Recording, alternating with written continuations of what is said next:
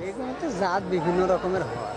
এই বেগুনের আরেকটা লাল কালো আছে, কালো, এই লম্বাই কালো।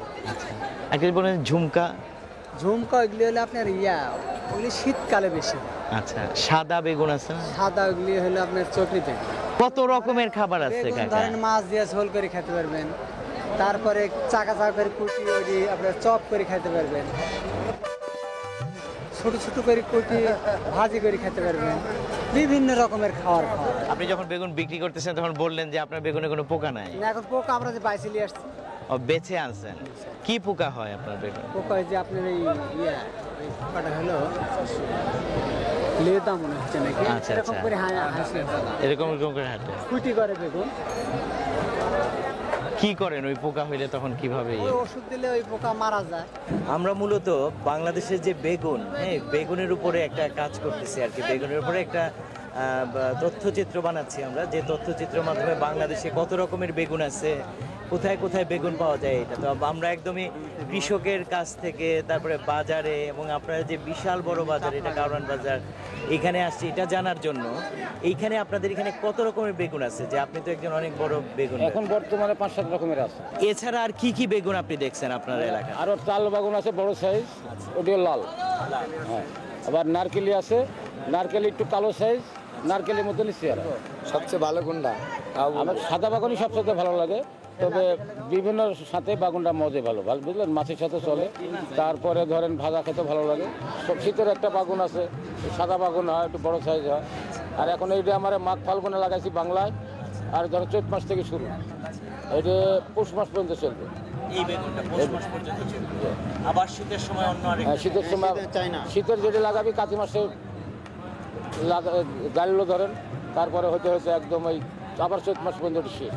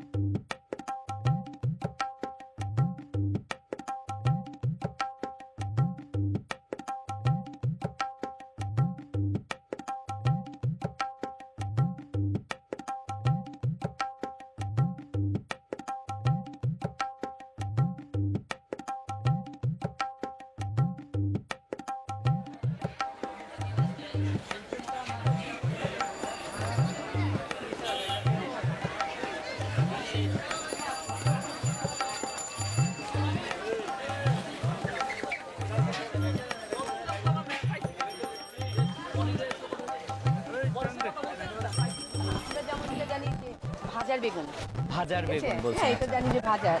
তারপরে এটা যেমন সুচি দিয়ে রান্না করে সেটা বেগুন, আর এটা যেমন সব ধরনের আমরা রান্না করি সেটা।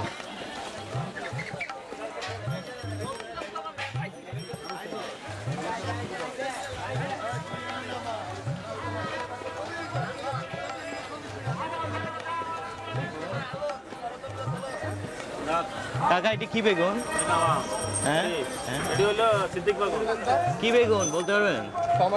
সাদা বেগুন, সাদা বেগুন। কোন জায়গার এটা? এটা কত করে বেগুন? 50। কি বেগুন এটা? তাল বাগুন। তাল বেগুন কোন জায়গা থেকে? আর এটা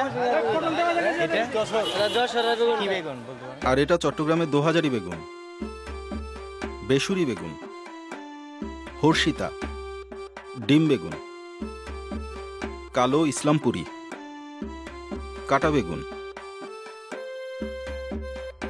মুক্তকেশী, উত্তরা, সাদা বেগুন, মান্দিবারে, তিত বেগুন, কাজলা, সাদা কাজলা, ঝুমকি, লইটা বেগুন, নারকেলি বেগুন, ট্যাপা বেগুন, থাম্বা বেগুন, ভোলানাথ, বেরুলগুলু, এরকম বাহারি নামের অসংখ্য বেগুনের চাষ হয় বাংলাদেশে। সব মৌসুমে বছর জুড়ে। সম্প্রতি বাংলাদেশ কৃষি গবেষণা ইনস্টিটিউট বা বারি 248 জাতের স্থানীয় বেগুনের জাত চিহ্নিত করেছে। 1926 সালে রুশ বিজ্ঞানী ভেলিভভ পৃথিবীর নানা অঞ্চলের শস্যের তালিকা করেন। তিনি দেখিয়েছেন বাংলাদেশ, ভারত ও মিয়ানমারই বেগুনের আদি উৎপত্তিস্থল। এছাড়া বেগুন চাষের উল্লেখ পাই খনার বচন ও ময়মনসিংহ গীতিকাতে। বর্তমানে সারা দেশে প্রায় 3.5 লাখ টন বেগুন উৎপাদিত হয়। বেগুন আমাদের দেশের, আমাদের সংস্কৃতির এক অবিচ্ছেদ্য অংশ। Today I'm going to concentrate on what's happening in Asia, particularly South Asia and Southeast Asia. This is where we're on the hump. We're at the top. I can see in just a few years we're ready to go over the hump and things are ready to really happen, if it's allowed to happen. We're right on the cusp. So it's a very fun time to be working in South and Southeast Asia. দর্শক, 2014 সাল যিনি কথা বলছেন তার নাম Frank শটকোস্কি।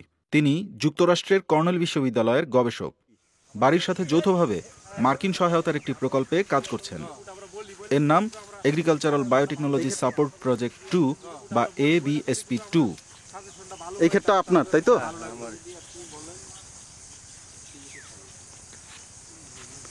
এই যে USAID এরা কারা চিনেন আপনি? না। Colonel university? কর্নেল ইউনিভার্সিটিটা কোন জায়গায় দিছে? 1865। আচ্ছা। আর এবিএসপি এরা আসছিল আপনাদের ক্ষেতে? আমি ছিলাম না, ইন্ডিয়া থেকে লোক আসছিল না, দুজন আসছিল। তারা এদেশের 9টি নতুন জাতের বেগুন চাষ করতে চান। এসব বেগুন নিজের ভিতরেই মাজরা পোকার বিষ তৈরি করবে।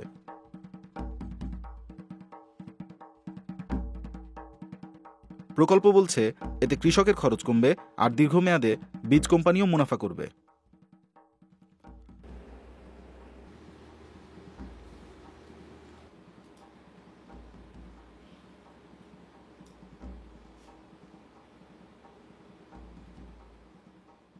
জামালপুরের বিটি বেগুন চাষী সুরুজ আলীর ক্ষেতে শটকোস্কি। ছবিটি ইন্টারনেটে দেয়া হয় 2014 সালের 10 জুলাই। শটকোস্কির দাবি, বেগুনের গাছ মারা গেলেও কৃষক খুব খুশি। আপনার পিছনে যে জমিটা দেখা যাচ্ছে, তাই তো? জি স্যার। এই জমিতে আপনি বিটি বেগুন করছিলেন? বিটু বেগুন এড়েই, আমনগর বেগুন এড়েই, সরকারি বেগুন এড়েই করছিলাম। পুরো বেগুন গাছই মরে গেছে। গাজীপুরের মজিবুর রহমানের বিটি বেগুন খেতে টনি শেলটন। তিনি কর্নেল বিশ্ববিদ্যালয়ের কীটতত্ত্ববিদ। এ ছবিটি তোলা হয় 2014 সালের 7 এপ্রিল। তারও দাবি, কৃষক খুব খুশি।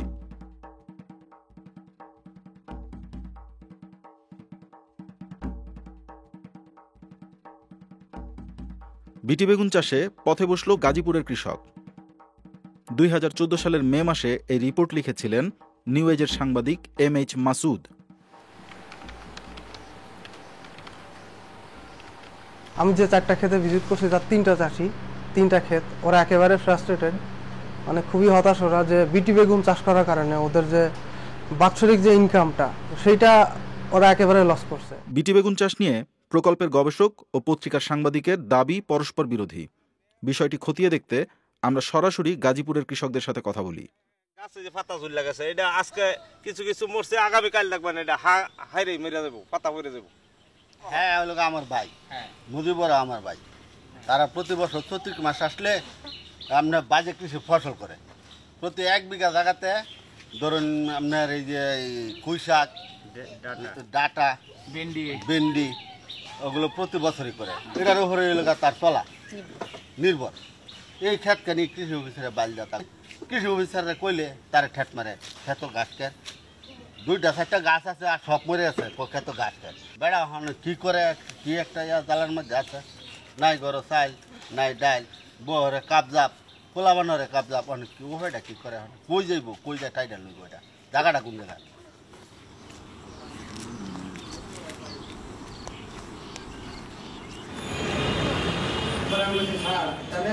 দেশি বেগুন লাগাই, টনকা বেগুন না, অন্য সারা লাগানো যেত না। আপনি এই সারাই আবার দ্বিতীয়বার আবার সারা আমরা দিব, ঠিক আছে? দ্বিতীয়বার আবার সারা দিচ্ছি, ওই সারা লাগাইলাম, তারপরেও আমার জমিটা টিকানির মতো আর কোনো ব্যবস্থা হইল না।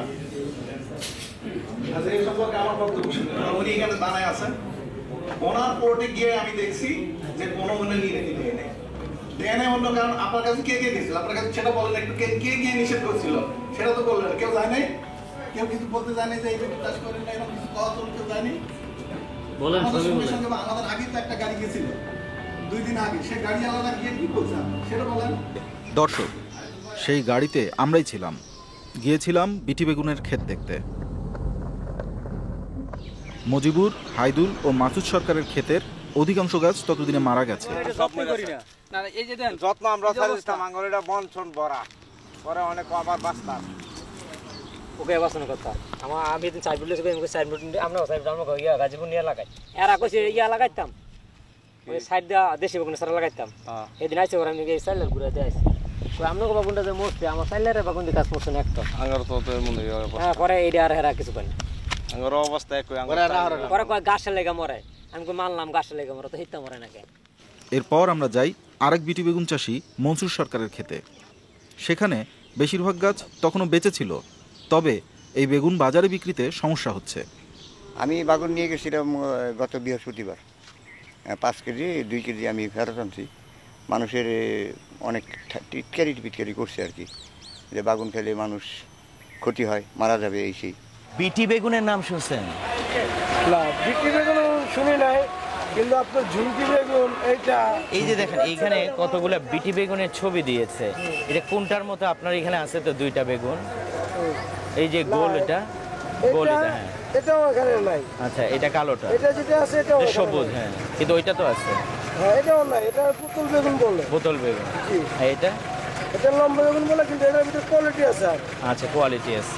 দেখেন আমরা কেন আসলে খুঁজতেছি, দেখেন কোন কৃষক এই বেগুনটি বাজারে বিক্রি করেছেন। যেমন এখানে একটা পত্রিকা আছে সকালের খবর, অনেক পত্রিকায় আসছে। এই যে দেখেন এই যে মন্ত্রণালয়ের শর্ত লঙ্ঘন, লেবেল ছাড়াই বাজারে বিটি বেগুন। একটু যদি পড়েন লেবেল ছাড়াই বাজারে বিটি বেগুন। এই বাজারে কি আপনার আছে? না, এটা আমরাও খুঁজছি আসলে আছে কিনা। মানে আপনার কি মনে হয় যে এটা পড়ে সেটাই? আমি তো চিনি না, তাই না? আচ্ছা এই বেগুনগুলো আছে আপনার এখানে, দেখেন তো এই বেগুনগুলোই কি সেই বেগুন? না এই যে সবুজ সাদা, সবুজ সবুজ। একটু যদি আপনি বলেন যে বিটি বেগুন সম্পর্কে আপনি কি জেনেছেন?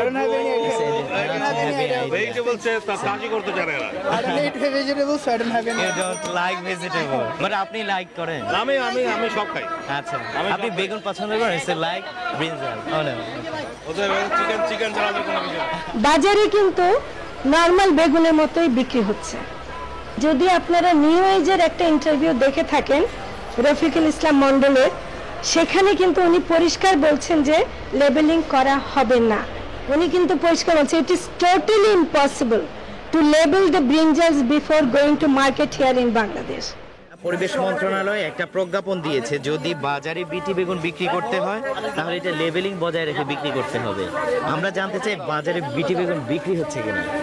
মানে আপনি কখনো শুনেছেন যে বিটি বেগুন সরি এটা কি নিষিদ্ধ? মানে না নিষিদ্ধ নয়, তারা বলেছে বিটি বেগুন যদি, এটা বিটি বেগুন না কিন্তু হ্যাঁ আমরা কেউ জানি না এটা কি বেগুন। তারা বলেছে যদি বিটি বেগুন হয় তাহলে অবশ্যই লেবেল দিয়ে এটা বিক্রি করতে হবে। যদি এটাই বলেছেন, এটি আমরা জানতে চাচ্ছি যে আপনি তো বিটি বেগুন, আচ্ছা বিটি বেগুনের বিষয়টা, আচ্ছা বিটি বেগুনের বিষয়টা হচ্ছে যে বিটি বেগুন হচ্ছে আমাদেরই দেশীয় কতগুলো জাত, যে জাতের মধ্যে মাটিতে একটা ব্যাকটেরিয়া হয়, এটার নাম হচ্ছে ব্যাসিলাস থুরেনজেনেসিস। ব্যাসিলাসের বি আর থুরেনজেনেসিসের টি নিয়ে বিটি একটি জিন যেটি আমাদের বেগুনে ঢুকানো হয়েছে। খালি চোখে দেখা যায় না এমন অসংখ্য জীবাণু আছে আমাদের চারপাশে। এদের অনেকের দেহে প্লাজমিড নামের কিছু উপাদান থাকে। দর্শক, এই জীবাণুর নাম বিটি। এর দেহের প্লাজমিড মাজরা পোকার জন্য বিষের কাজ করে।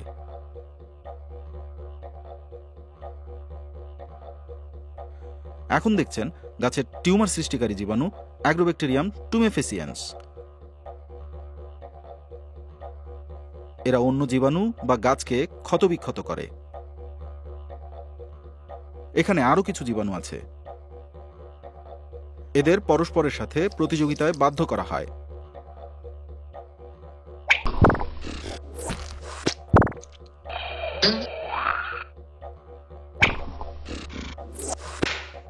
এক পর্যায়ে টিকে থাকে শুধু অ্যাগ্রোব্যাকটেরিয়া। এরা ইতিমধ্যে বিটি জীবাণুর কাছ থেকে মাজরা পোকার বিষ কেড়ে নিয়েছে।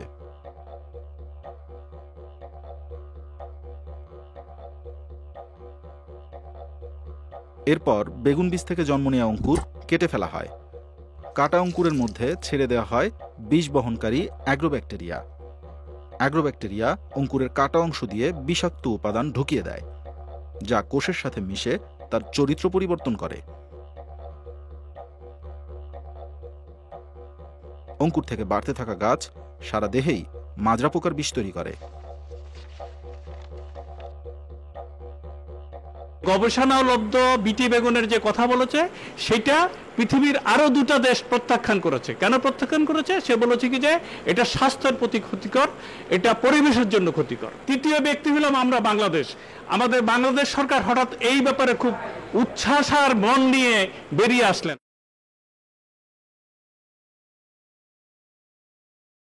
বুধবার দুপুরে রাজধানীর বাংলাদেশ কৃষি গবেষণা কাউন্সিল ভবনে বিটি বেগুনের চারা বিতরণ করা হয় কৃষকদের মধ্যে। উদ্ভাবিত বিটি বেগুনের গবেষণা রিপোর্ট অনুযায়ী বিনা দ্বিধায় এই বেগুন উৎপাদন করে খাওয়া যাবে বলে মনে করেন বাংলাদেশ কৃষি গবেষণা ইনস্টিটিউট BARI ও বাংলাদেশ কৃষি গবেষণা কাউন্সিল BARCর কর্মকর্তারা। আমাদের যে রিসার্চ রিপোর্টের ভিত্তিতে এটা হিউম্যান কনজাম্পশনের জন্য এটা পুরোপুরি সেফ। বাংলাদেশ কৃষি গবেষণা কাউন্সিল বিটি বেগুনের উপরে অনেক গবেষণা করেছে, অনেক রেজাল্টও দিয়েছে। কাজেই নির্দ্বিধায় বিনা দ্বিধায় এই বেগুন উৎপাদন করে খাওয়া যাবে। কোনো কিছু টেস্ট ছাড়া কিন্তু আমরা এক্সপেরিমেন্টে মাঠে দেইনি। হ্যাঁ, এই অ্যালার্জিসিটি, টক্সিনিটি ইত্যাদি কিন্তু এগুলো টেস্ট করা হয়েছে। হ্যাঁ, ঢাকা ভার্সিটিতে, ঢাকা ভার্সিটিতে নিউট্রিশন ইনস্টিটিউট অফ নিউট্রিশন, এখানে টেস্ট করা হয়েছে। হ্যাঁ, টেস্ট করা হয়েছে, কোনো অসুবিধা নেই।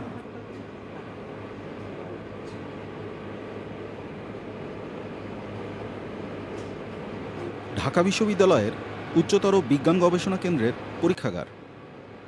BARCর চেয়ারম্যান যে পরীক্ষার কথা বলেছেন তা এখানেই করা হয়েছে। জেনেটিক্যালি মডিফাইড যদি অর্গানিজম দিয়ে ওটা করা হয়, তো ওইটার জন্য যেটা করতে হয় সেটা হলো যে আপনার মেইনলি টক্সিকোলজিক্যাল টেস্টগুলো, অ্যালার্জেনিসিটি টেস্ট। তো এই সমস্ত টেস্টগুলো আমাদের এখানে হয় না, এটা অন্য কোথাও থেকে করতে হতো যদি ওনারা করতে চান। বাড়ি বলছে বিটি বেগুন নিরাপদ। এই দাবির ভিত্তি ভারতের মাহিকো কোম্পানির করা কিছু পরীক্ষার ফলাফল। বাংলাদেশের জাতীয় জীব নিরাপত্তা কমিটির কাছে এসব পরীক্ষার ফলাফলই দেওয়া হয়। কমিটির সভায় বিটি বেগুনের অনুমোদনের বিষয়টি তোলা হয় 2013 সালের অক্টোবর মাসে। সেখানে জাতীয় জীব নিরাপত্তা ইনস্টিটিউটের মহাপরিচালক উপস্থিত ছিলেন। তিনি কয়েকটি পরীক্ষার কথা উল্লেখ করে সেগুলো করা হয়েছে কিনা তা জানতে চান। সভায় উপস্থিত স্বাস্থ্য অধিদপ্তরের প্রতিনিধিও কিছু পরীক্ষার পরামর্শ দেন। শেষ পর্যন্ত এসব মত ও প্রশ্ন চাপা পড়ে যায়। সভায় 4 জাতের বিটি বেগুন ছাড়ের সিদ্ধান্ত হয়। মাহিকোর যে গবেষণা রিপোর্টগুলো আমার হাতে আছে, তো এই রিভিউ নিয়ে ভারতে অনেকগুলো আদালতে পিটিশন হয়েছে। সেখানে কয়েকজন সায়েন্টিস্ট, বায়োটেক বিশেষজ্ঞ তারা বলেছেন এই রিপোর্টগুলো টক্সিকোলজির যে প্রোটোকল সে অনুযায়ী মেনটেন করা হয় নাই। ফর এক্সাম্পল, আপনি যদি অ্যাকিউট টক্সিসিটি টেস্টিংয়ের কথা বলেন, ওরা যে অ্যাকিউট টক্সিসিটি টেস্টিং করেছে সেখানে নাম্বার অফ অ্যানিমেলটা অনেক কম। র্যাটের উপর গবেষণা, সেখানে WBC অথবা AST, যেটা লিভার ফাংশন টেস্ট, AST লেভেলটা তারা মেজার করেছে। মানে এটা N=5 যখন হয় তখন এটা স্ট্যাটিস্টিক্যালি তারা দেখেছে ইনসিগনিফিকেন্ট, অর্থাৎ এটা কোনো হেলথ হ্যাজার্ড হবে না। বাট যদি N=6 হয় তাহলেই দেখা যায় যে এটা স্ট্যাটিস্টিক্যালি সিগনিফিকেন্ট। এর মানে হচ্ছে এটা মানুষের স্বাস্থ্যের জন্য ক্ষতিকর হবে, লিভার ড্যামেজ করবে। তাহলে এই টেস্টের উপর আমরা কীভাবে আস্থা রাখতে পারি? বিটির যে জিনটা Cry1AC এখানে কাজ করছে মূলত, এই Cry1AC জিনটা থেকেই যাচ্ছে বেগুনে। আমরা যখন বেগুনটা আমাদের মানুষ যখন খাচ্ছে তখন কিন্তু এই জিনটাও শরীরে যাচ্ছে। এটা একটা বিদেশি বস্তু শরীরে ঢুকে যাচ্ছে, শরীর এটাকে বিক্রিয়া করে নষ্ট করে দেবে। এটি হলো স্বাভাবিক প্রক্রিয়া। কিন্তু বিভিন্ন কারণে অনেক সময় যেহেতু এটা জিন এটা একটা ফরেন বডিজ, এই ফরেন বডিজে মানুষের ভিতরে বিভিন্ন রকম সাইড রিয়াকশনও করে। জিনিসটা সেফ কিনা, এটা নতুন কোনো জিনিস তৈরি করলো কিনা, পরবর্তী ইফেক্ট কি, এগুলা জানতে হবে। তো this is the point of research. এবং এটা করার পরে তখন ওরা ইন্ট্রোডিউস করলো যে না এটা কোনো হ্যাজার্ড না, কিছু না, এটা খাইতে পারবে মানুষ। এগুলাই করা যাবে। এবং তাড়াহুড়া করে শুধুমাত্র বিজনেসের জন্য মানুষগুলোকে গিনিপিগ হিসাবে ইউজ করার আমি কোনো কারণ দেখি না। যার আছে বাহারি গুণ তার নাম বেগুন হয়েছে, যার আছে বাহারি গুণ তার নাম বেগুন হয়েছে, যার আছে বেগুন হলো সবজির সেরা, যে খাইছে তার স্বাদ জেনেছে। বিটি বেগুন চাষের উপর স্থগিতাদেশ চেয়ে আদালতে আলাদা দুটি আবেদন হয়, কিন্তু চাষ বন্ধ হয়নি। আবেদনকারীদের একজন আক্কাস আলী। এ বিষয়ে তার মতামত জানতে চাই আমরা। এখন আমরা তো যেভাবে উদ্যোগ নিছি, এই উদ্যোগ সরকারের কাছে বিভিন্নভাবে বিভিন্ন কথার মাধ্যমে, পত্রিকার মাধ্যমে এবং আলোচনা সমালোচনার মাধ্যমে এই কথাগুলা সরকারের কাছে জানানো হয়েছে। কিন্তু সরকারের আবার আমার দেশের যে BARI বাড়ি, এই সংস্থা এই সরকারের রে অন্যভাবে একটা তারা অন্যভাবে মডিফাই করছে। আইন মেনে আইনের লড়াইয়ে জয়ী হয়ে আজকে আমরা আমাদের কৃষক ভাইদের হাতে বিটি বেগুনের চারা তুলে দিচ্ছি। এই চুক্তিবদ্ধ চাষিদের যে পারফরমেন্স, ফলাফল এবং তাদের সেই লাভ বা ক্ষতি, সেটা আমরা নজরদারিতে রাখব। এই বিষয়টা নিয়ে দুটো মামলা হয়েছে। একটি মামলা হয়েছে চূড়ান্ত অনুমোদন দিয়ে দেওয়ার আগে। সেই মামলাটি শুনানি পর্যায়ে আসতে আসতে আসলে অনুমোদনটা দিয়ে দেওয়া হয়েছে। অনুমোদন দেওয়ার পরে যে মামলাটা দায়ের করা হলো, সেই মামলায় কিন্তু হাইকোর্ট GM বেগুনের উপরে নিষেধাজ্ঞা দিয়েছে। সেই নিষেধাজ্ঞা আপিল বিভাগ স্থগিত করেছে একটা নির্দিষ্ট সময়ের জন্য। এটা যখন হাইকোর্টে চূড়ান্ত শুনানি হবে, তখন হাইকোর্ট ফিলিপিনের সুপ্রিম কোর্টের রায় এবং ভারতের সরকারি সিদ্ধান্ত অবশ্যই বিবেচনায় নেবেন বলে আমি আশা করি। আমরা যারা বাইরে কথা বলছি, সরকার কোনো আমলে, বিএনপি আমল বলেন বা আওয়ামী লীগ আমল, কেউই কারো কথা শুনে নেই। একটা জিনিস ভুললে চলবে না, এখানে শুধু সরকার একমাত্র পার্টি না, বেসরকারি মানে কিছু প্রাইভেট বীজ কোম্পানি সরাসরি জড়িত হয়ে গেছে এর সাথে। সেম প্রজেক্টের আওতায় আমরাও পার্টনার, বাড়িও পার্টনার। বাড়ি হইল ওপি আর আমরা ছিলাম হাইব্রিডে পার্টনার। ওদের কাজ অবভিয়াসলি আমাদের একটু আগে শেষ হতো, আর আমাদের কাজটা শেষ হতে পরে। ভারতে এটা প্রতিবাদ করা হলো এবং ভারতের কৃষি মন্ত্রণালয় কিন্তু প্রথমে অনুমোদন দিয়ে দিয়েছিল, কিন্তু পরিবেশ মন্ত্রী জনগণের সাথে কথা বলার পরে এবং জনগণের উদ্বেগ শোনার পরে উনি যখন জায়গায় জায়গায় গিয়ে শুনলেন, তখন কিন্তু এই অনুমোদনটাকে উনি বন্ধ করে দিয়েছেন। যে মাত্র বিটি বেগুনটা তারা ব্যান করল, ওর সাথে অল অ্যাক্টিভিটিজ অনেক ব্যান। তো তারা আমাকে আর ট্রান্সফার করতে পারতেছে না, কিন্তু একসময় না একসময় তো ট্রান্সফার হবে। এপ্রিলের 21 তারিখে আমরা হাজির হই রংপুরের গঙ্গাচড়া উপজেলার নিকলচণ্ডী গ্রামে। এই গ্রামের প্রবীণ কৃষক নরেন্দ্রচন্দ্র মহন্ত। তিনি প্রায় 1 বিঘা জমিতে বিটি বেগুনের চাষ করেছেন। কিছুদিন আগে সেই ক্ষেতে গাছ মরতে শুরু করে। পরে তিনি পাশের ছোট্ট এক খণ্ড জমিতে কিছু বিটি বেগুনের চারা লাগান। এই যে এখানকার ফাঁকা হয়ে গেছে, ওই যে ফাঁকা হয়ে গেছে, তুই জানিস না এই বড় হইতে থাকবে, মারা যাইতে থাকবে। একই দিন সন্ধ্যায় আমরা খটখটিয়া গ্রামে পৌঁছাই। বিখ্যাত খটখটিয়া বেগুনের চাষ এই গ্রামেই। এখানকার মোহাম্মদ আবদুল্লাহ ও শঙ্করচন্দ্র রায় বিটি বেগুনের চাষ করেছেন। শঙ্করদার ক্ষেতে তখনও বেগুন ধরেনি। তিনি জানালেন মাকড় ও সাদা পোকার আক্রমণ হওয়ায় কীটনাশক স্প্রে করেছেন। তিনি জানেন না বিটি বেগুনের কারণে খটখটিয়া বেগুনের মৌলিকত্ব নষ্ট হয়ে যেতে পারে। পরদিন আমরা গেলাম 2 কিলোমিটার দূরের উল্লাগাড়ি গ্রামে। এখানে লিখন মিয়া 1 বিঘা জমিতে বিটি উত্তরা লাগিয়েছেন। পুরো ক্ষেত জুড়ে বেগুন গাছ বড় হয়েছে, তবে 1-2টি গাছ ঢলে পড়ে মারা যাচ্ছে। কয়েকটি গাছে মাজরা পোকার সংক্রমণও দেখা দিয়েছে। শেষ বিকেলে দক্ষিণের করতোয়া নদীর পাশের গ্রাম বাঁশপুকুরিয়া পৌঁছলাম। সেখানে আফজাল হোসেন বিটি বেগুন চাষ করেছেন। এ পর্যন্ত দেখা ক্ষেতের মধ্যে তার ক্ষেতের ফসল সব থেকে ভালো। তবে কিছু গাছ মারা গেছে আর কিছু বেগুনের আকার অস্বাভাবিক। মোটা হয়েছে কিন্তু দেখি একটু এই বেগুনটার আমার একটু দোষ আছে, এইগুলো ফিরে আসে না এইগুলো।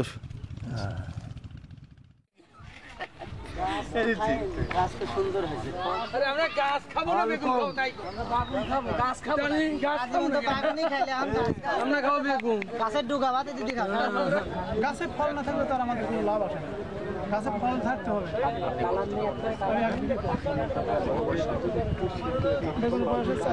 আমি এখানে এসে দেখছি এখনো ভালোভাবে ফল ধরে নেই, তবে ধরবে। তো আমাদের এই যে টেকনোলজি, বিটি টেকনোলজির প্রধান কাজ হলো যে বেগুনের একটা মেজর পোকা, যে পোকাটাই প্রায় 70% ফসলকে নষ্ট করতে পারে। অর্থাৎ এই টেকনোলজির মাধ্যমে ডগা, অর্থাৎ আমাদের যে ডগা আছে, এটা ডগার ভিতর দিয়ে ঢুকবে, অথবা যে ফল আছে ফল ছিদ্র করে দিয়ে ভিতরে ডিম পাড়বে, ওইটা ভিতরটা খেয়ে ফেলবে। এইটা কন্ট্রোলের জন্য আমাদের কৃষকরা 2-1 দিন পর পর স্প্রে করতো, যার ফলে রেকর্ডে আছে যে নিচে 60 উপরে থেকে 160-180 পর্যন্ত বার স্প্রে করতে পুরো এই 5-6 মাসের মধ্যে। সব বেগুনে কিন্তু 70% নষ্ট হয় না। প্রথম হলো এটা একটা ডাহা মিথ্যা কথা, এবং অনেকগুলো জাত আছে যেগুলো, এবং তারা যেগুলোতে বিটি করেছে সেগুলো কিন্তু কোনোটাই 20% বা 40% বেশি আক্রান্ত হয় না। তাহলে 70%-এর যুক্তি দিয়ে এই বেগুনগুলোকে বিটি করার কি যুক্তি থাকতে পারে সেটা আগে আমাদেরকে বোঝাতে হবে, এবং সেটা কিন্তু কৃষকের জাত, এই জাতটা কিন্তু বাড়িরও জাত না। এখন যে অবস্থায় আমরা আছি, বিষ খাচ্ছি, সদ্য বিষ ছড়ানো হচ্ছে, সেটা আমরা বাজারে আসছে, আমরা কিনে এনে খাচ্ছি, তার চেয়ে ওইটা অধিকতর গ্রহণযোগ্য। আমার দৃষ্টিভঙ্গিটা ওই দিক থেকে যে আমরা সেফার, একদম যে সেফ তা নয়, কিন্তু সেফার জিনিসটা হচ্ছে বিটি জিনের বেগুনটা। বাংলাদেশে এখনো 248টা জাতের বেগুন পাওয়া যায়, এবং এই বেগুনের মধ্যে অনেক জাত আছে যেগুলি এই সমস্ত যে বিশেষ করে যে ফল ছিদ্রকারী, কাণ্ড ছিদ্রকারী পোকার কথা বলা হয়েছে, এই পোকা লাগে না এরকম বেগুন আছে। তাছাড়া কৃষকরা নিজস্ব প্রযুক্তি আছে যার মাধ্যমে পোকা যাতে না লাগে তার জন্য সে ব্যবস্থা তারা নেয়। এই যে মিশ্র ফসল, এই যে বাঙ্গি গাছ আছে, তারপরে এই যে পুঁইশাক গাছ আছে, ডাঁটা ফসল আরো গাছ আছে। মিশ্র ফসলে কি হয় আসলে এটা একটু বলেন। মিশ্র ফসলে মনে করেন যে এক খেতে আমরা 3-4 রকমের ফসল বুনলে এক ফসলের একটা গন্ধ আছে, পোকা কত ফসলের গন্ধ পাইয়া পোকা কম আসে। যখন পাতা খায় বা ডাল, মাঝখানের ডাল ডোকা খায় দেয়, তখন আমি নিমের পাতা ভিজিয়ে রেখে 3 দিন ভিজিয়ে রাখি, রেখে বাইসে ছাইবা পাতাটা ফেলাই দেয়, ওই পানিটা হাসুনটা ছিটিয়ে দিই, তখন আবার ওই পোকাটা কতদিন থাকে না। আপনার হাতে ওইটা কি একটু দেখান তো। পোকা, এটা যে পোকা ধরছি,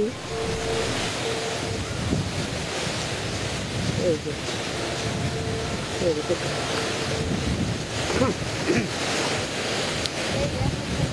পাতাটা বুড়ায়, সেটার ভিতরে একটা পোকা, এই পোকা ধরছে।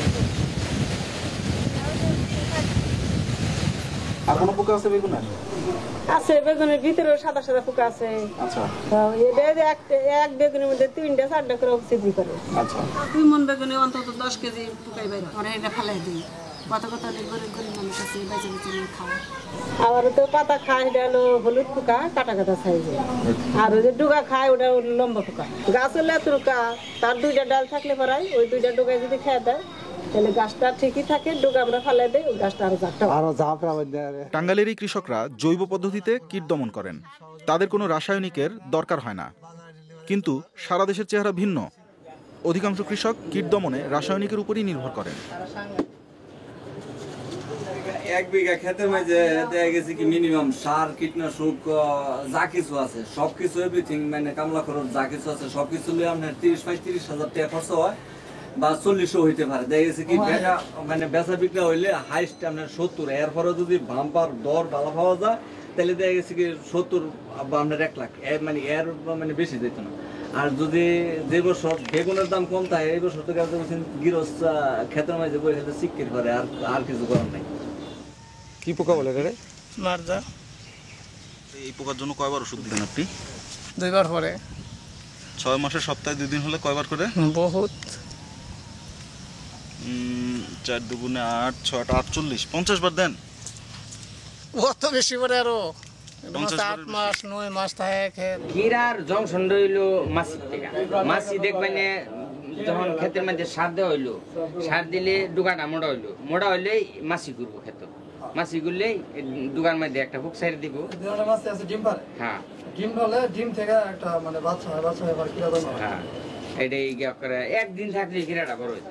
আসলে কিরা মাছি এই যায়। হ্যাঁ কিরা মাছি না তো না মানে এই ওষুধ নাই কেন। আগে যে পাওয়ার আছে নি পাওয়ার নাই। হ্যাঁ পাওয়ারটা কমায় দিছে।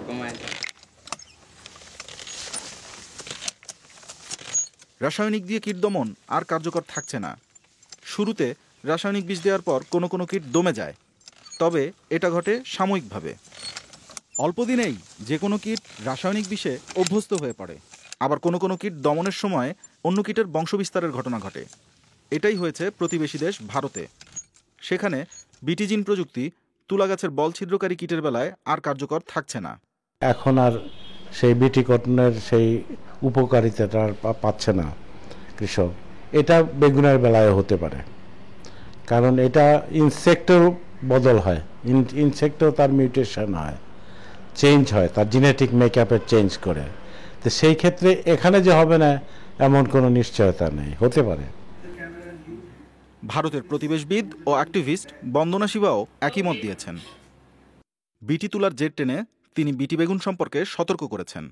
BT as a technology has failed in cotton for pest control. It will fail in brinjal for pest control. It will create new pests. In cotton, we now have pests that were never pests before. In brinjal, you will have pests that have never been pests before. We need to say a no to these toxic technologies. They have, like I said, only one objective. It's not about feeding the world. It's not about saving the environment. It is not about protecting our health. It's the opposite. It is about starving the world, killing our farmers, destroying biodiversity, destroying the environment, and posing threats to public health, which is not being monitored. I would ask and request with deep humility the government of Bangladesh to first put in place strong biosafety assessments and assess all this before putting this nonsense in the fields of Bangladesh. একই অবস্থা তাহলে আছে কোন যদি এর ভিতরে যদি আমার যে খুশি নিতে তাহলে কি অবস্থা যাতে এই বাগুন কি বাগুন সেটা জানেন? ইরি বাগুন। ইরি বাগুন তো না, এটা তো বিটি বাগুন। মিটি বাগুন। বিটি বিটি বিটি কোন তো নিয়া না আছে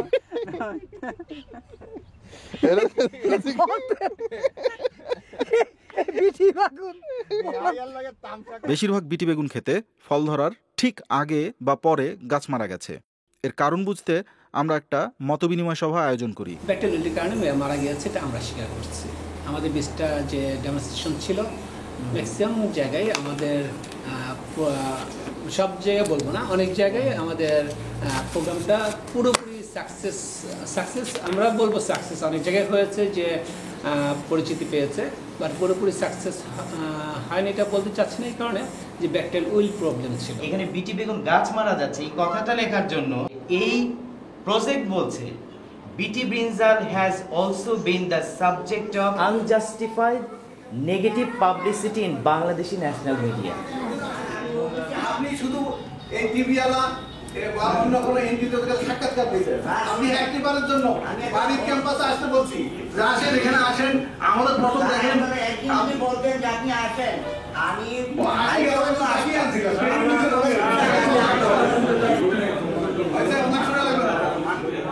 তারা মাঠ দিবস করছে, বেগুন ক্ষেত তারা সাকসেস হয়েছে, তারা যা করছে বেগুন ক্ষেত সাকসেস হয়েছে। কিন্তু বেগুন গাছ আমার মোটামুটি তৈরি হয়েছে, বেগুন 1টা 2টা 5টা এরকম ধরছে, কিন্তু ওই টাইমে তারা মাঠ দিবস করছে, মাঠ দিবস করে তারা নিজেরা সাকসেস হয়ে গেছে। তারা যেখান থেকেই পারুক সরকার জানাইছে বা বিদেশে জানাইছে যে আমরা সাকসেস, কিন্তু মূলত তারা সাকসেস হয়েছে, কৃষক সাকসেস না, কৃষক লস। 2009 সালে ইউএসডিএতে একবার যাওয়ার সুযোগ ছিল, ওইখানকার যারা বাংলাদেশ সাউথ এশিয়া দেখে তাদের সাথে একটা ছোটোখাটো একটা দেখা হয়েছিল, কথা হয়েছিল, মিটিং হয়েছিল। ওইখানে আমরা কয়েকজন সাংবাদিক ছিলাম, তো ওইখানে তাদেরকে আমরা জিজ্ঞেস করলাম যে বাংলাদেশ নিয়ে তাদের প্ল্যান কি। তোরা বললো যে বাংলাদেশে আগামী দিনে 2009 সালে স্থাপনাটা বলে যে আগামী 5 বছরের মধ্যে বাংলাদেশে বায়োটেকনোলজিকে ইন্ট্রোডিউস করা হচ্ছে তাদের টার্গেট। এবং সেই ক্ষেত্রে তারা যুক্তরাষ্ট্র সরকারের সবচেয়ে বড় সহযোগী হিসেবে মনে করে মনসান্টোকে, এবং মনসান্টো হচ্ছে তাদের জাতীয় নিরাপত্তা ব্যবস্থার অংশ। এবং তারা মনে করে যে মনসান্টো কোম্পানি বাংলাদেশে বায়োটেকনোলজিতে যদি কন্ট্রিবিউট করে সেটা যুক্তরাষ্ট্রের জাতীয় নিরাপত্তার ক্ষেত্রে ভূমিকা রাখবে। এবং আমি আসার পরে এটা আমি খুঁজতে থাকলাম যে আসলে কোথায় এটা হচ্ছে। আমি জানলাম, ওইরকমভাবে আসলে কিছুদিন খোঁজার পরে পাইলাম না। তারপরে দেখলাম যে আস্তে আস্তে যে বিটিভি ইঞ্জেলের মধ্যে দিয়ে ঢুকছে। মার্কিন নীতি বাস্তবায়নে মনসান্টোর যোগসাজশের ইতিহাস অনেক পুরনো। দ্বিতীয় বিশ্বযুদ্ধে ব্যবহৃত আণবিক বোমার প্রকল্প তার সবথেকে ভয়াবহ নজির। বোমার মূল বিস্ফোরক তৈরির কাজ মনসান্টোর ল্যাবরেটরিতেই শুরু হয়, আর সেজন্য মনসান্টো মার্কিন সরকারের স্বীকৃতিও পেয়েছে। মনসান্টো ভিয়েতনাম যুদ্ধে ভিয়েতনামকে মারার জন্য এজেন্ট অরেঞ্জ বিক্রি করেছিল আমেরিকার কাছে। এজেন্ট অরেঞ্জ আপনারা জানেন যে যেটা দিয়ে হচ্ছে সবাইকে মারা হয়েছিল। এই মনসান্টো সারা পৃথিবীতে হচ্ছে আপনার রাউন্ড আপ বিক্রি করে, এবং রাউন্ড আপ বাংলাদেশে বিক্রি হয়। বাংলাদেশে মনসান্টোর কিন্তু অন্য কোনো কেমিক্যালস বিক্রি হয় না। চা বাগানে রাউন্ড আপ বিক্রি হয়, চা বাগানে নাকি হচ্ছে যে খুব ভালো নিয়ন্ত্রণ আমাদের নাই। মনসান্টোর ভুট্টা বাংলাদেশে ব্যাপক পরিমাণে আসলে বিক্রি হয়, এবং আপনার পুরো উত্তরবঙ্গ হচ্ছে যে আসলে মনসান্টো। আমার প্রশ্ন হচ্ছে যে আইপি রাইট যদি বলেন বিটিজিনের আইপি রাইট মাইক্রো মনসান্টো ঠিক নয়, আপনারা যদি এক্সপ্লোর করতেছেন ওখানে কি বলা আছে যে আমাদের এখান থেকে রয়্যালটি দিবে কোনো মাইক্রো আছে দাবি করছে এখন পর্যন্ত? না না, আমরা বারবার বলতেছি যে এই জিনের মালিক হলো মনসান্টো, তারা এটা কিন্তু সারা জীবন সারা পৃথিবীতে ওরা মালিক। এই জিন আমাদের কিনে দিয়েছে ইউএসআইডি পয়সা দিয়ে, বিনা পয়সা চালানোর জন্য। আমাদের বলছে যে এই বেগুন দিয়ে ব্যবসা করবেন না। বাড়ির মহাপরিচালক বলছেন বিটি বেগুনের বীজ তারা বিনা পয়সায় ব্যবহার করবেন। অন্যদিকে ব্যক্তি মালিকানার বীজ কোম্পানি লাল তীরও বিটি বেগুনের বীজ বাজারজাত করার অপেক্ষা করছে। প্রথমে আমরা হাইব্রিড ডেভেলপ করছি এর জন্য স্পেসিফিক, যেগুলিকে আমরা বিটিতে মানে বিটি ট্রান্সফিউশন করতে চাই। তারপরে আমাদের লোকে তো গেল 5-7 বার ওখানে, লোকে থাকা খাওয়া দাওয়া ওই এটা পার্টলি ওরা দেওয়ার কথা, পার্টলি আমরা দেওয়ার কথা। তারপরে এখানে গ্রিন হাউস বানাইছি, এগুলি খরচ আছে না। গ্যাস কোম্পানিগুলোকে যখন সরকার এগ্রিমেন্ট সাইন করে, প্রথমে সাইন করে এক্সপ্লোরেশন এগ্রিমেন্ট, যেটার নাম হলো পিএসসি। তারপরে এটা প্রফিট শেয়ারিং কন্ট্রাক্ট, তো আমরা ওইরকম এগ্রিমেন্ট সাইন হয়েছে। এখন বাংলাদেশের পাবলিক প্রপার্টি আসলে বেগুন। এখন ঘটনা হচ্ছে যে আমার উত্তরার মধ্যে বা আমার কাজলার বেগুনের মধ্যে, আমার নয়নতারা বেগুনের মধ্যে, চ্যাগা বেগুনের মধ্যে, খটখটিয়া বেগুনের মধ্যে শুধুমাত্র একটা জিন ভরে দেওয়ার মাধ্যমে এটার জেনেটিক ক্যারেক্টার পরিবর্তন ঘটেছে। এটা আপনারা সবাই জানেন। নতুন জেনেটিক ক্যারেক্টারের জন্যই এই নতুন বেগুনের মালিক হচ্ছে মনসান্টো। আমরা বেগুনটার ভিতরে করলাম কি, বাইরে থেকে একটা জিন এনে আমরা ঢুকিয়ে দিলাম। দেওয়ার ফলে এই বেগুনে ওপেন যখন আমরা ফার্মার্সের ফিল্ডে দিয়ে দিব, তখন স্বাভাবিকভাবেই হবে কি, এটা 40 বা 40% ক্রস পলিনেশন হবে। অন্য কোনো বেগুনও যদি ওই ক্ষেত্রে অন্য বেগুনও যাবে, সেই বিটি বেগুনও খটখটিয়ে দূষিত করতে পারে। কারণ হচ্ছে আমি একটা ছোট্ট এক্সাম্পল দিই। আজকে যদি আমার কাছে আমাকে ফোর্সফুলি একটা জিন ঢুকায় দেওয়া হলো, আমি দেখা গেলো আমার লম্বা চুলগুলো সবগুলো পরে এক টাক পড়ে দিই, এটা হতে পারে। কারণ একটা জিন কিন্তু আপনাকে একটা অথবা দুইটা জিন ক্যারেক্টার, কয়েকটা ক্যারেক্টারের জন্য রেসপন্সিবল। আপনি যদি জিনটাকে চেঞ্জ করে দেন, TTGGACC আছে, মাঝে একটা জি ঢুকিয়ে দিলেন এই জায়গাতে, জি এর সাথে সাথে দেখা যাবে আমার চুল সব এরকম ক্যারেক্টার চেঞ্জ হয়ে যাবে। হয়তো এমন হবে যে আমি খোঁড়ায় খোঁড়ায় হাঁটছি, আমার 50 বছর বয়সী আমি একদম বুড়া হয়ে যাবো। জেনেটিক ইঞ্জিনিয়ারিং মানে হলো জেনেটিক বোম্বারমেন্ট, অর্থাৎ আণবিক বোমার চাইতেও ক্ষতিকর জেনেটিক বোমা। এটা করে আমরা আসলে আত্মহত্যা করতে যাচ্ছি কিনা সে সম্বন্ধে আমরা যথেষ্ট শঙ্কিত। কারণ এই যে জেনেটিক ইঞ্জিনিয়ারিং করে যে বেগুনের উদ্ভাবন করা হয়েছে, সেই বেগুনের এই যে একটা জিন ঢুকিয়ে দেওয়া হয়েছে 7000 জিনের মধ্যে, এখন সেই জিন ঢুকানোর ফলে বেগুনের যে জিনোমের যে পরিবর্তন কি হয়েছে সেটা কিন্তু কোনো গবেষণা হয় নাই। আমাদের বলা হচ্ছে বেগুন খান।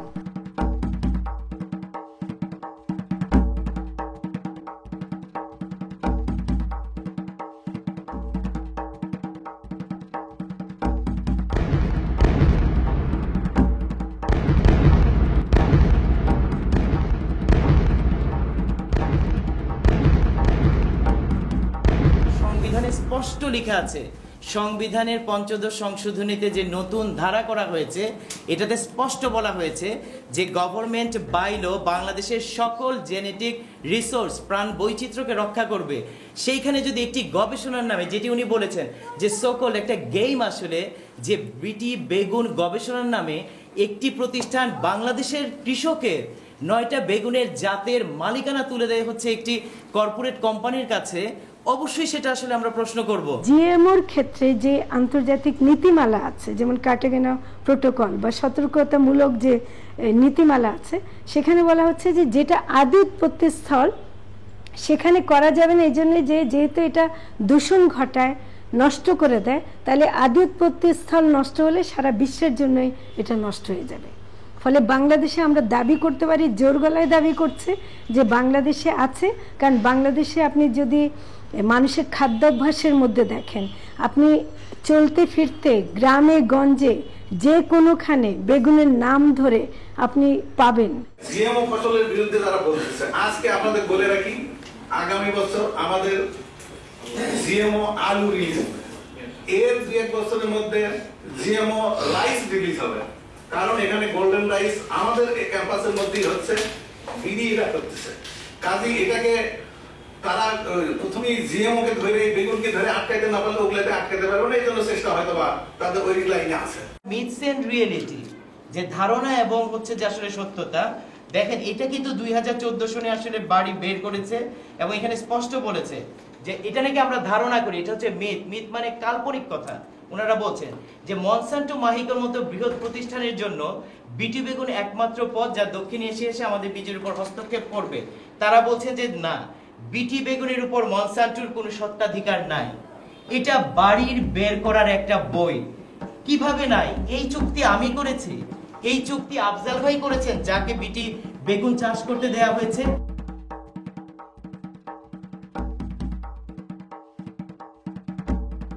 দর্শক, বিটি বেগুনের কেচ্ছা এখানেই শেষ নয়।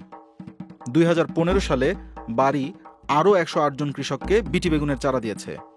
আমরা এর মধ্যে 16 জনের ক্ষেত ঘুরে দেখেছি। এদের একজন ছাড়া বাকি সবার ক্ষেতে ফলন বিপর্যয় ঘটেছে।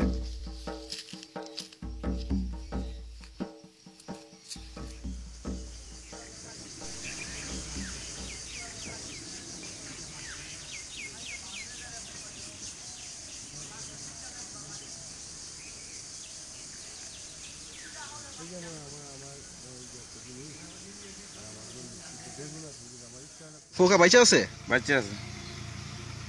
আপনারা কি বলছিল তারা? তারা কইছে এটা বিটি বেগুন, সাইনবোর্ডেও লেখা আছে, গবেষণার লেগে তারা ইয়ে করছে আর কি।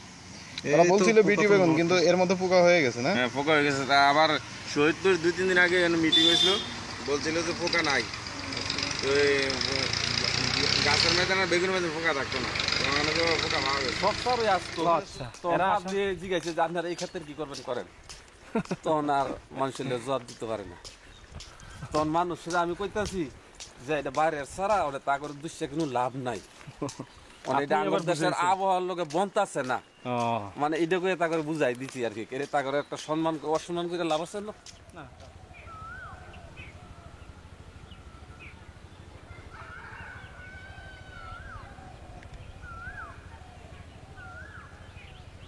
বাংলাদেশের ভাই বোনেরা শোনো মন দিয়া, ও ভাই বোন শোনো মন দিয়া, আমার দেশি জাতের বেগুনের স্বাদ, আমার দেশি জাতের বেগুনের স্বাদ না যায় ভুলিয়া রে, আমার সোনারে ভাই বোন রে, আমার সোনারে ভাই বোন রে, আমার সোনারে ভাই বোন রে। গোলাউসাই আমনা ডুপা টুপরি হিংলা তবলা, ও ভাই বললে চা কলার শ্যামলা, লম্বা বুটকা শৈলা মোটা, লম্বা বুটকা শৈলা মোটা, খেতে মজা ভর্তা রে, আমার সোনারে ভাই বোনি রে, আমার সোনারে ভাই বোনি রে, আমার সোনারে ভাই বোনি রে। হে ঝুমকা খুদে তিত বেগুনের টক খাইতে মজা, ও ভাই বোন টক খাইতে মজা। বতুলাবিন সবুজ গোপা, বতুলাবিন সবুজ গোপা খেতে মজা, ভাজারে আমার সোনারে ভাই বোনেরে, আমার সোনারে ভাই বোনেরে, আমার সোনারে ভাই বোনেরে। কামেরাঙ্গা ভোলা না তার কাঞ্চন 12 মাসে, ও ভাই বোন কাঞ্চন 12 মাসে। কাটা চিকন ডিম বেগুনি, কাটা চিকন ডিম বেগুনি, মজা ইলিশ মাছের আমার সোনারে ভাই বোনেরে, আমার সোনারে ভাই বোনেরে।